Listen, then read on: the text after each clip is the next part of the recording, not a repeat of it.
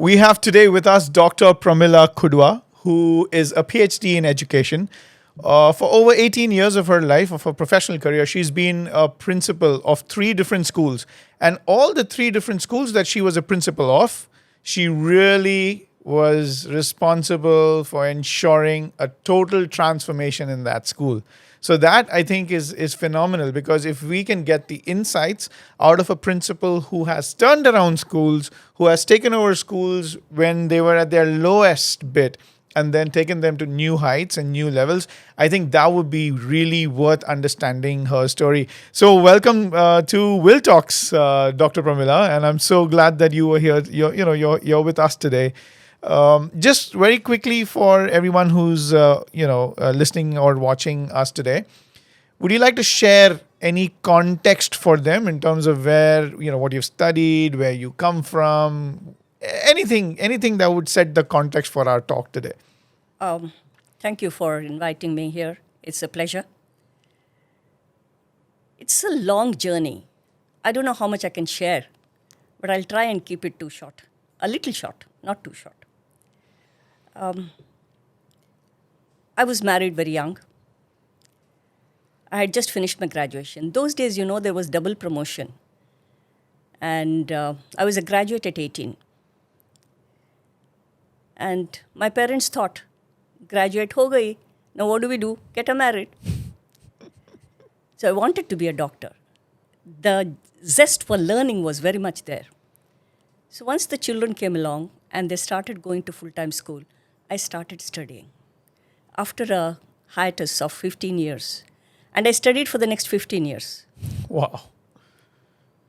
To the extent that I registered for Ph.D. and my son registered for Ph.D. at the same time. And you won't believe, I beat him to it by 1 year. And I'm not going to let him forget that. So studies came along, and there was a time where I would finish all the chores in the kitchen, and everybody would be studying. I would be doing my studies, and my son would be studying, my daughter would be studying.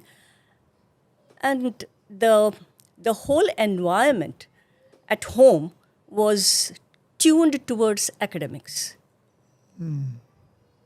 And I still continue to learn. Wow. Learning, I believe, begins with the cradle and ends where. Yeah, but I mean, just that opening itself, there's just so much in there, because first of all, double promotion and finishing graduation at the age of 18, I haven't heard that before. Because you're so much younger than I am. So you got double promoted multiple times? Oh, I would have got one more if my dad hadn't put his foot down. Okay, so you finished your graduation. That's 3 years of graduation by 18. Yes. And then you got married, because I think I've heard quite a few women almost give up on their life the minute they get married, and especially when they get married early. So you tell me you got married at the age of, you keep saying very young, so. I was all of 18. Okay, so you got married at the age of 18, and then you took a hiatus for 15 years, and then you got back into studies. Yes. And then you beat your son for almost by a year in his PhD, right? Yes. I mean, that itself is a phenomenal story of, I don't know, I would say personal leadership at its best, right? Would you like to share something? What would you like to say about that experience that you had, or what made you go out and get back into education? What made you go out and really make that difference for yourself? And you finally got that doctor title to you. I mean, there will be so many women out there, especially in education, who I think should really hear your story in that sense. I wanted to be a doctor, and my parents wouldn't hear of it. Of course, they had their own thinking. So I managed to get a doctorate instead. But it was not easy. When I first started I started doing my B.ed after the hiatus of 15 years. And it was difficult to remember things. The definitions had to be remembered. The rest of it, you could say it on your own. It didn't matter. How do you remember definitions when I'm cut off from education? So I would write it on little Post-its. In the kitchen, it would be stuck all over. So I wasn't the only one who knew the definitions by the time I I was ready. My children knew it too, because everybody would see those definitions all over the kitchen cabinets. And when you're cooking, you're looking at the definitions. You're learning. It helped. It helped. Yeah. So, I mean, it's amazing to see that your children, I mean, if you'd like to share what they do, how many children do you have? But your children were able to see their mother as a role model learner. Did you think that made a difference to them? What are your thoughts on that? I don't know if they looked up to me as a role model, but as I said earlier, there was this environment which was attuned to learning. So everybody was a reader. I read, my daughter reads, and now even my granddaughter, she's finished entire set of Harry Potter. I don't know what she's reading right now. So everybody is into reading, and it helps, I think, if the parents don't have the remote in their hands. It helps, I think. Somewhere along, I think it has made a difference. And I'm just so curious to know about, after 15 years, you mean how old were your children when you got back into education? Oh, I'll have to calculate that. They're probably 10? No, 1986. So my son was about 12. And my daughter, I have two children, and my daughter was 5 years old. When you got back into education. I got back into education. Wow. My son is now working for Corning, New York. He's settled in the US. My daughter has done her MBA from NMIMS, but she's given up her job, a full-time job, to take care of her daughter because her mother was working. So now she's doing some things on her own, which is keeping her busy. And what is the kind of support you got at home with respect to your family, your husband, your immediate other people around you? My husband has been very supportive. If it was not for him, I don't think I could have done my Ph.D. Because there was a time where I said, enough is enough, I'm giving it up. And he said, you made us suffer for the past 4 years. You're not going to give it up. And he did the proofreading of my entire Ph.D. thesis. Wow. And he got it, he would type it in and make the changes. He did that. And if it was not for him, I would not have completed my Ph.D. Amazing. I mean, that is such a story of encouragement and a story of support. Yes. And I love these stories because these stories are so different from what you traditionally hear all the time, right?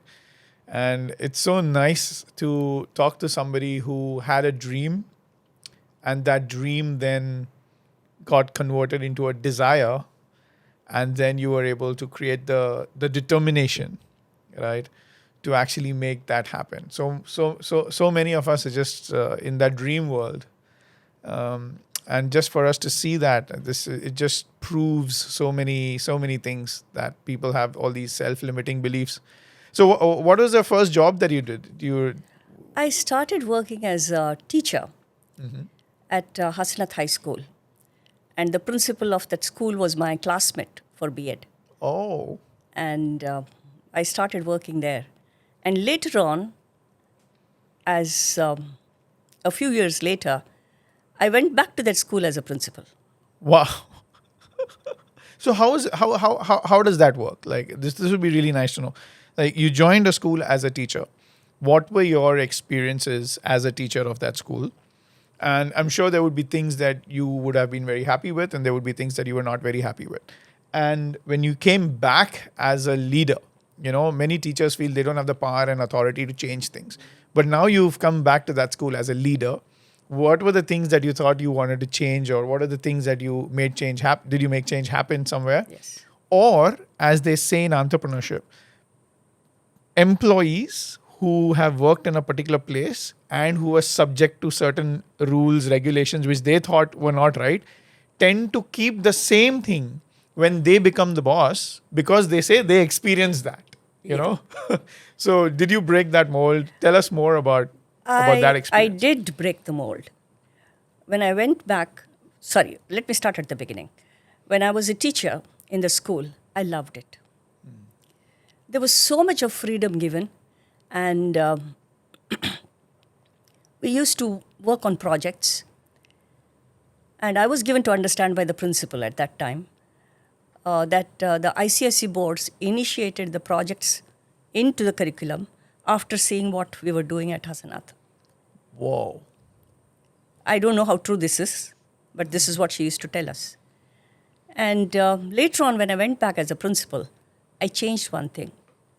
The primary section, we removed the textbooks. And we had what was called theme-based teaching, which the NEP is talking today. We did that in 2004. It worked.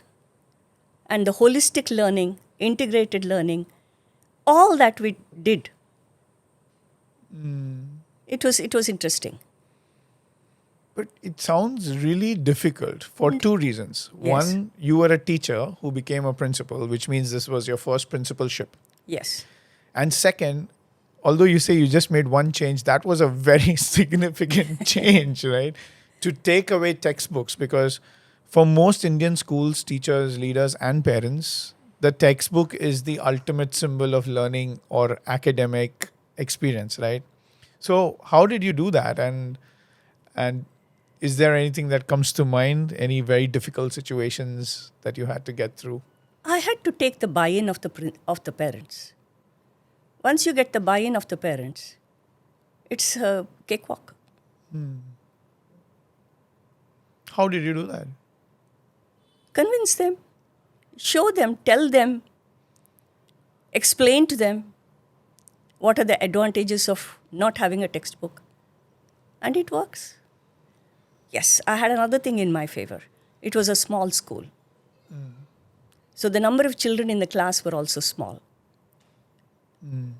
So it helps to have a small number of students in the class. And why did you feel like textbooks is something that we should have moved away? What do you think the presence of textbooks in a classroom was restricting the teachers from doing? Yeah, because it was restricted to the textbook. Then you get the children to mark the answer in the textbook, and then it leads to rote learning. Today, you ask any student after the examination any question, the child wouldn't remember. And I had one student who somehow made a contact over Facebook. I believe she was my student when she was in the 4th standard. Now she's in the US. And she remembered the song we used to sing when we went on a Bombay Darshan.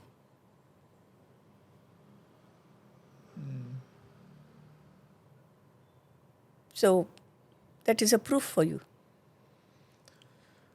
That's, that is so insightful in the sense that what parents might not know is how to assess learning, right? Correct. And maybe they're looking at the slightly inaccurate measures of evidences of that learning.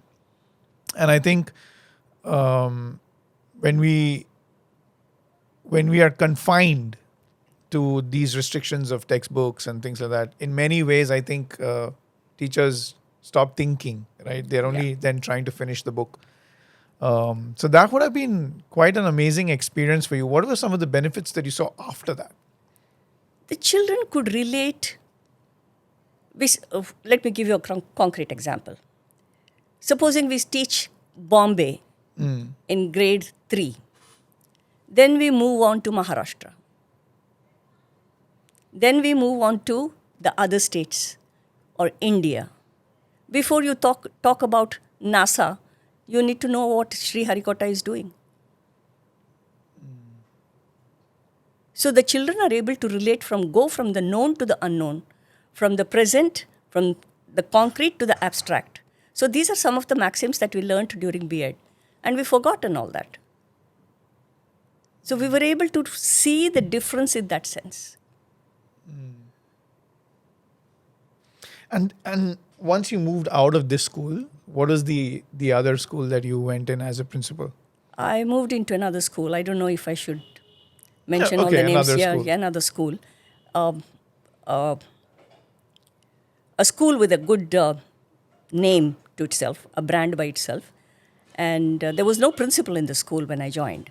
So the school was run by the HODs. So HODs were HODs. So when a person comes in there are a few things that I have to learn, few things that I have to undo, a few things that I have to continue. So it was a learning experience for me also, in the sense that coming from a very informal setup to a formal setup, there was a lot of unlearning that I had to do myself. Do you remember any difficult moments in that place? Because this doesn't sound. A lot of people may not understand that. Like, what do you when you're moving from an informal setup into a formal setup, when you move from a school that did, where you were in charge, where you knew everything, Yes. right? You were on the driver's seat, and then you suddenly move to another school, which did not have, I guess, a principal or a driver, but it was driven by a few people with some arrangements must have happened Yes. between each of them, to maintain peace. And then you suddenly come in. How do you remember anything from that experience? Anything comes to mind? I don't remember exactly how it happened, but I can tell you about myself. I'm a people's person. So I go with the team. I don't let them feel intimidated. So that helps. Do you feel there are lots of principals who? Principals do have an air about them. Okay. They do have an air about them. I'm sure I also have it. I suppose it goes with the chair. How did you then get all those teachers and all those HODs to start accepting you as a leader? Well, they just had to understand that I was on their side. And we had to work together. Together we stand. That's one thing they had to understand. I think initially they were checking me out. But over a period of time, they accepted. So, How do you know? How do you know as a principal if you're truly being accepted by your teachers? Would that be? I suppose it's a sixth sense. I can't be asking them, am I okay? Are you accepting me? I can't be asking them that. But the way in which the body language, the tone, the words that they use, these things will tell you. Madam हम ऐसा करेंगे क्या? हम ये कर सकते हैं ना?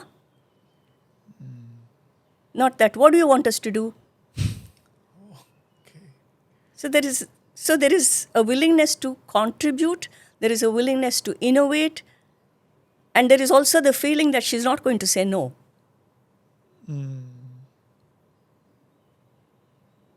So that makes a difference.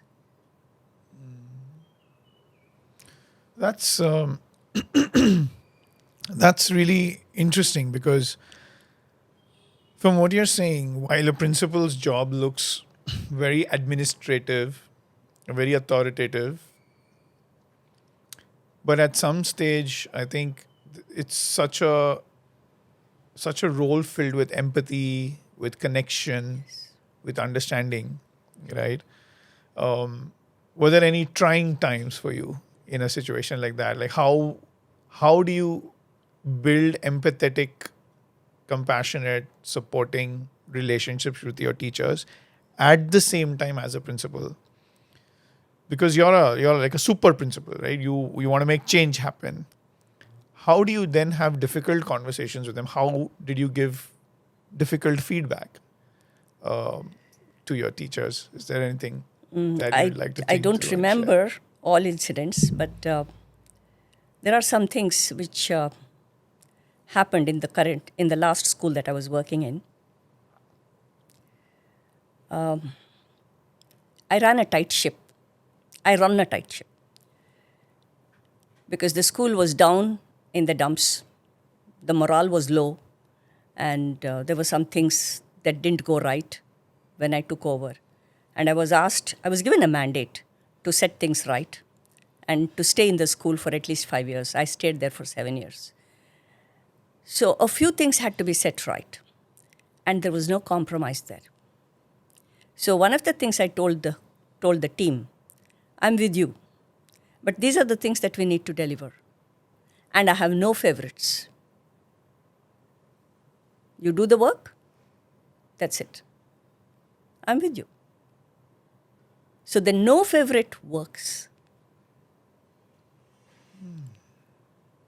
Anybody can walk in. My door was open. Anybody could come into my office anytime. That makes a difference. And initially, when the teachers came in, they would tremble. They would tremble. I didn't know why. They really tremble. Yeah. I could see them. I said, sit down. What happened? Get them water. Give water to them. Talk to them. But it took them, I think, about a year to get over saying that, yes, this woman will listen to us. So it took some time, but it was worth the effort. Initiate the standardized operational procedures, SOP as we call them, put them into place, and ensure that there is an equitable distribution of work, not equal, equitable. Because some may get 19, some may get 20, but it's not that some are getting 6 periods and somebody else is getting 30. Even paper correction, everything we looked into and ensured that it was all done. 19-20 difference is okay, not more than that. So these procedures make them realize that you mean what you say. Walk the talk. 2-3 things, come to mind when you say that. One,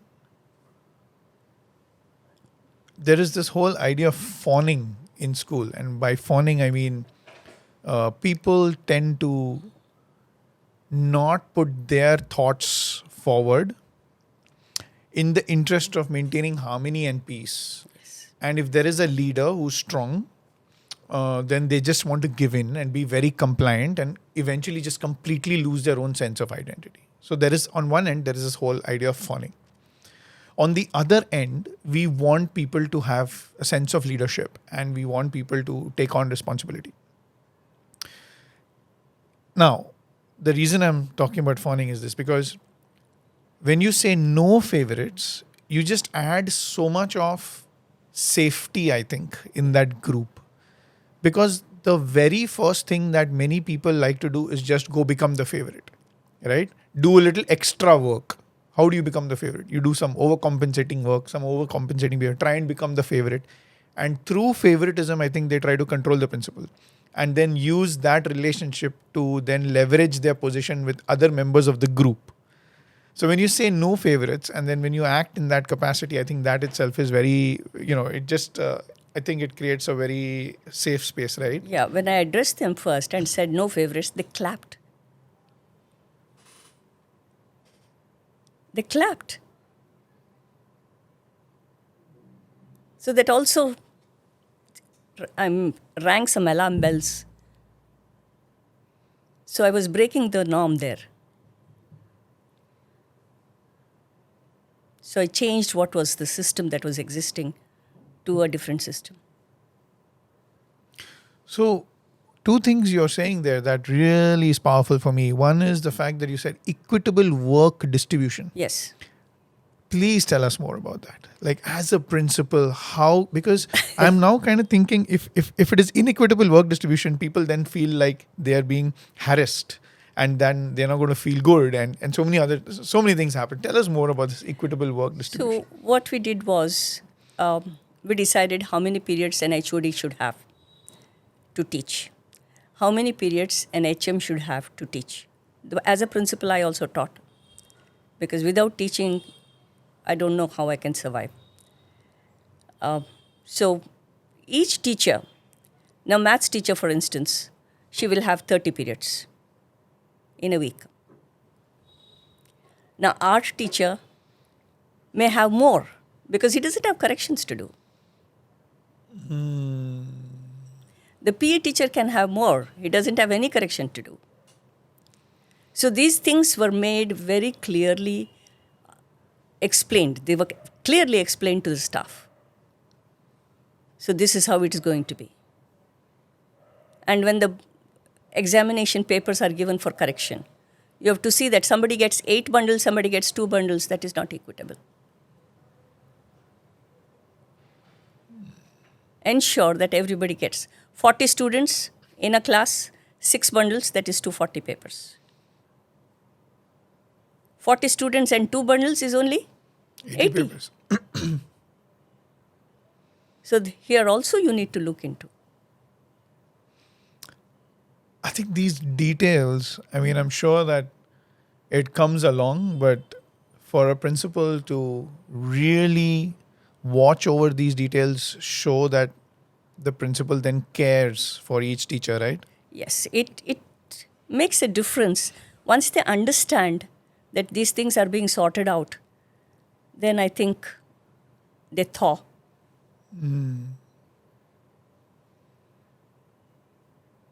So once you are transparent, your deeds are all very clearly understood, I think you win them over. Yeah, and the other thing that you mentioned was you got to walk the talk, which means you Yes. got to build. So on one end, you say you're from what I hear is you say you're a people person, but on the other end, you're also building systems and policies, which are upholding the value system that you have when it comes to working with people. So how did you build these SOPs? Did you get like an external consultant, or did you build it with your own teams? And what would you like to share to other fellow principals about these SOPs? What is SOP? Where do you need it? How do you make it? How long does it take to do? How do you enforce it? All that. You can have a nice. It is customized in the sense that what is SOP to you for a particular process need not be applicable to me. So you need to say, from the point of entry, a visitor comes into the school, what is it that the security does till such time as the visitor leaves? So that is SOP. From the point the teacher starts making a question paper till such time as she enters the marks and hands it over, that is SOP, that whole process. So you have to just write down what are the stages and how it carries forward. That's all. It's not difficult. And you have Google with you.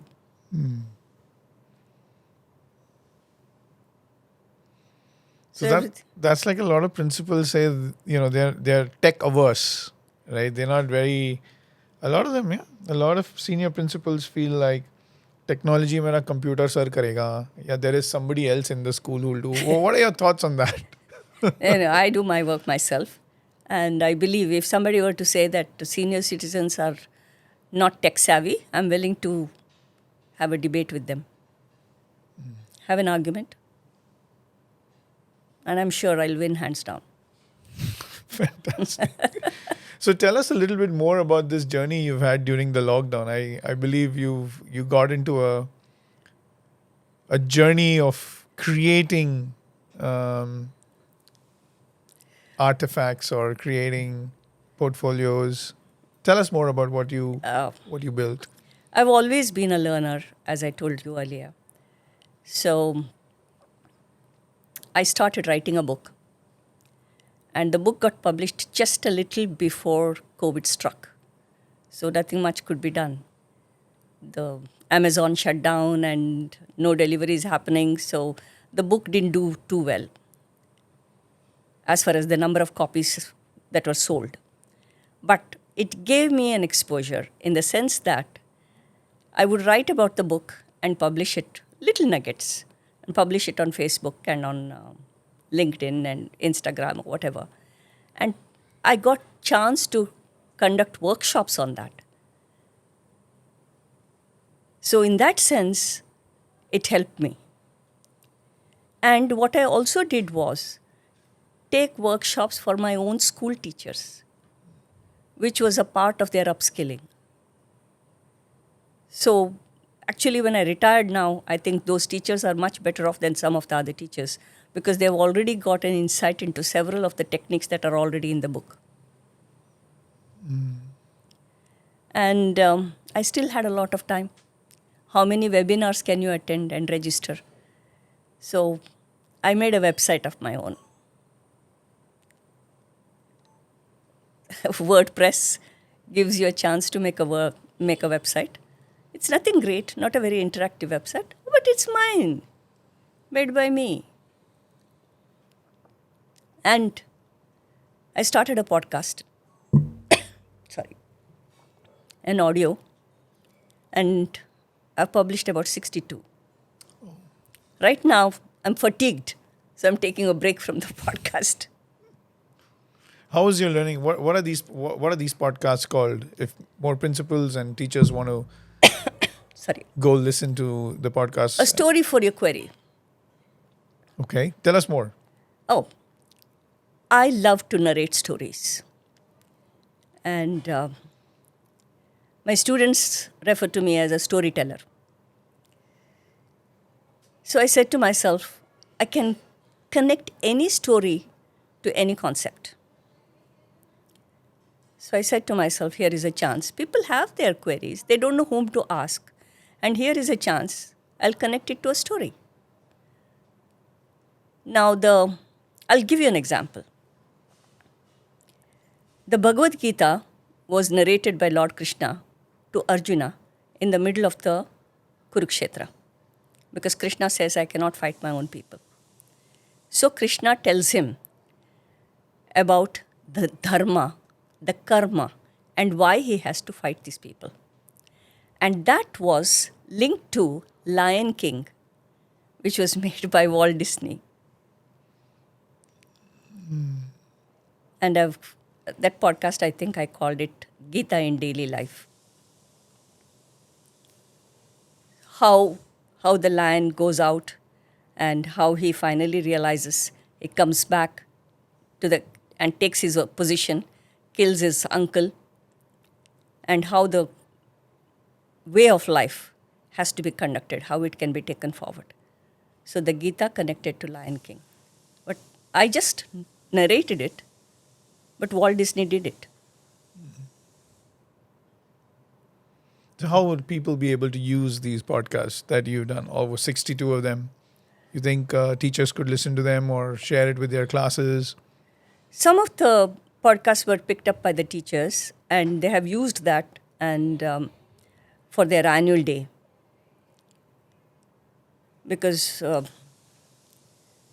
every podcast I have got a last segment of that. I tell them how it can be used in daily life.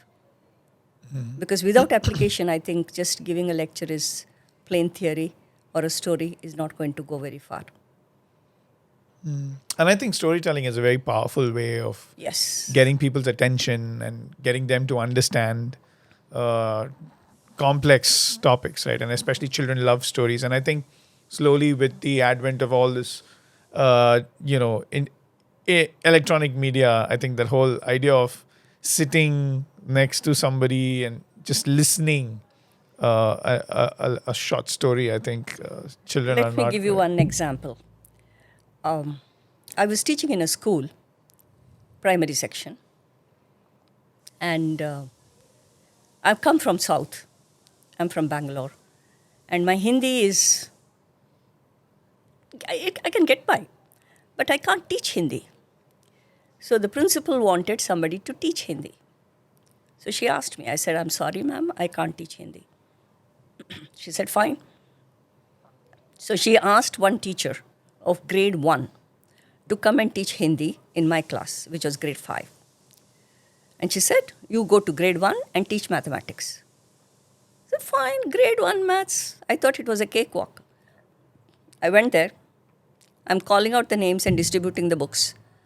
The children are looking here, there, except at me. They're looking everywhere else. By the time I distribute the book, it's time for me to leave the class. So now there were other sections. There were 3 sections, I think. 3 divisions. So the other two teachers are homeroom teachers. So they are going ahead. Now these parents will take me for a ride. I went back to the principal and I said, ma'am, I cannot teach maths. She put the specs down like this, looked at me, and she said, you can't teach maths. You can't teach Hindi. What can you teach? I said to myself, she's right. As a teacher, Hindi I don't know, I can understand. How can I say I can't teach maths? So I thought of teaching maths in a different way. I went back to class the next day. I said, today all books are closed. Okay. You want to listen to stories? Yes, ma'am. Okay. Gave them an option of some fairy tales. They picked up Gretel, Hansel and Gretel. So addition had to be taught. So we counted the marbles, we counted the petals, we counted the butterflies, we counted practically everything that Hansel and Gretel would have come across in the forest. 1 week, I had the meeting out of my palms.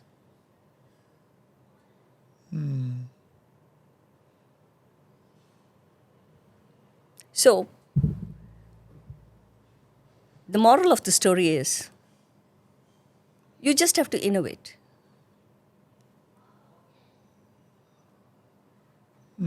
Teaching maths through fairy tales is a technique that I developed.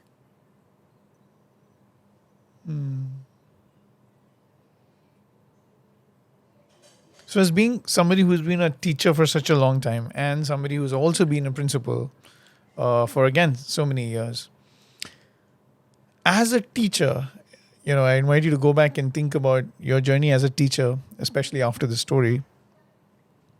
What were the 1, 2, or 3 things that you really would expect or love to have from your principal?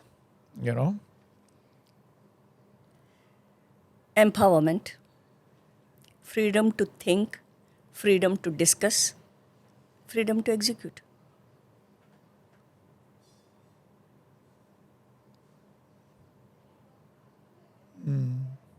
Looks difficult.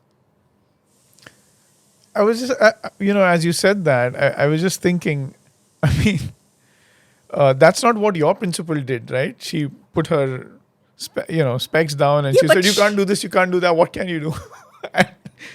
No, but that made me think. That made me think.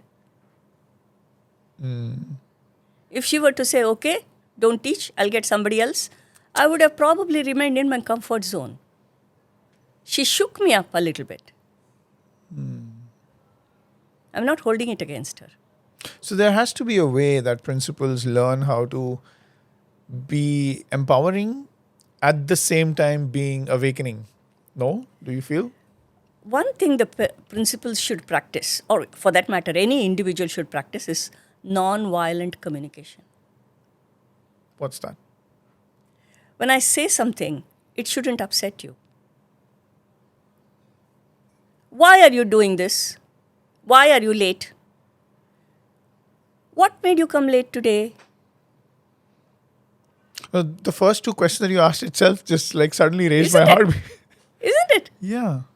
Instead of why, if you were to say, what made you come late today? That's less threatening. I'll give you 2 examples which I normally use. In a school, fighting in the corridor leads to suspension of the students. This is the rule. So 2 students were found fighting, and one of them who initiated it was taken to the principal. The principal looks at him and says, John, you know why you're here? You're suspended. You can go now. Scene 1 closed. Scene 2. John, you know you're not supposed to fight in the corridor, right? What made you fight today?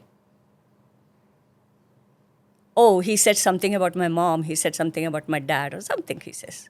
Well, we'll discuss that some other day. But you know that you're not supposed to fight. So what is the consequence? I'm suspended. I will ask the teacher to let you know what is done in the class today. Okay? So you're suspended for 5 days. Which is better? I felt a lot better in the second one. So that's nonviolent communication with love.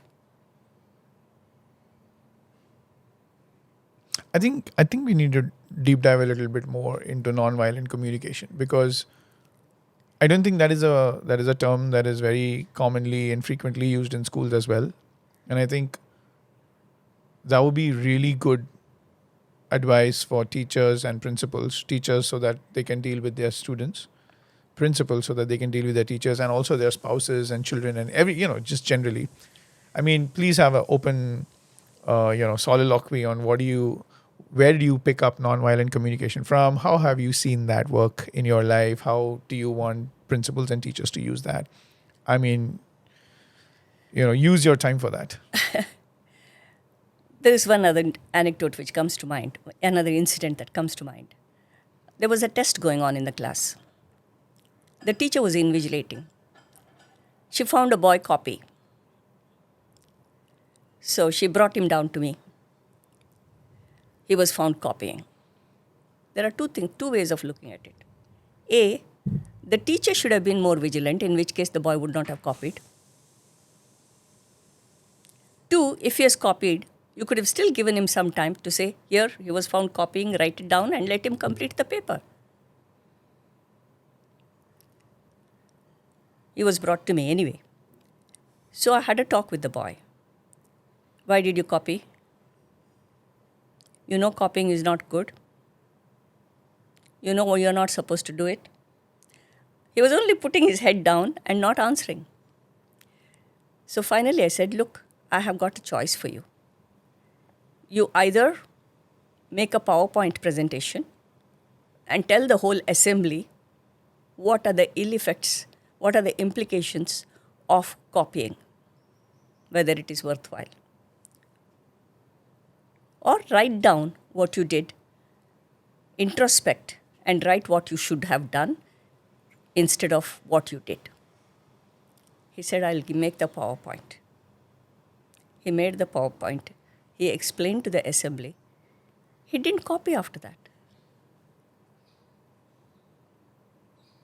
It's easier to punish, but it's difficult to deal with this. But this will be a long-lasting effect as opposed to punishing. It probably comes with the fact that I'm much older, so some patience comes in perhaps. But over a period of time, I've found that children do relate to this kind of behavior from the principal. How would you bring that to teachers? Because imagine if we have 50 teachers who also use these methods. And I'm doing a course on happiness, how to be happy. Maybe I'll develop a module of workshop, because happy teachers bring in happy students. So my happiness should not be contingent upon my getting more money or my getting another better car or my husband telling me, oh, you're looking very nice today. The food was very good. So my happiness should not be contingent upon any of this. I need to feel happy for what I am and for what I do, and not relate it to anything else. थोड़ा heavy हो गया ना? And as a principal, what would be these 2-3 expectations or aspirations or wishes that you would have from any teacher? I would expect the teachers to be a little more, use a balanced approach, balance the head and the heart. I've always been feeling that, in the sense that the head tells you the logic. Sometimes the heart takes a precedence over the head. Like in this case where the boy was copying. My head tells me that he needs to be punished because he is copied. But I let the heart rule over the head, which is proved to be beneficial for the student.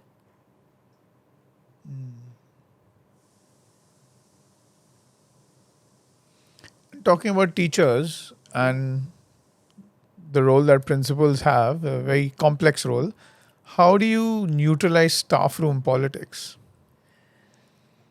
You can't neutralize it. Okay. So politics is in every one of us. So it's human nature, I think, somewhere. Some do it more, some do it less. So let it be. Let them have their moments. They want to talk about somebody behind the back, so be it. What you don't know can't harm you. So maybe that's something left best. Leave it be. Yeah. Ignore. Yeah. As my mom would say, right? A genius of a man is knowing when and how much to ignore. Yes. Yes. Is there another book coming out? I've got a second book which is already published. It was published on August 22nd. What's the book called? Oh, From Crust to Core, The Alchemy of Teaching. It's available on Amazon. Would you like to share a little bit about the book? What that book is about, and who should get it? Yeah. For the past 2 years, we've been hearing about NEP. The draft policy came in and we gave our suggestions and we had meetings and whole lot of interaction going back and forth. So it made me think. It is a beautiful policy, but implementation is not going to be easy because it's easier to use the chalkboard and teach and get out whether the student has learnt or not is not the problem. It's easier that way. But the implementation of this policy is going to involve a whole lot of techniques, but the student has to become an independent thinker and not just a rote learner. So I mapped the NEP into 4 categories, and I have suggested several techniques keeping these categories in perspective. And to bring in a little bit of change, I have also categorized the teachers and the children into under different headings. For instance, the teacher who comes well-dressed and a good-looking teacher, she will be a person who will, no matter what she teaches, nobody pays attention. They're only looking at her. So there could be a student who is a popular student. There could be a student who is a backbencher. There could be a student who enjoys the gossip. So this was just a fun element. So I think it should be, definitely every school should have it in the library. Maybe more copies. The teachers can have it themselves because they can refer to it whenever they have a lesson plan to make. They can refer to it and pick up the techniques. That would be very, very, very appropriate, I thought. For the teacher who is put in several years, who has forgotten her techniques.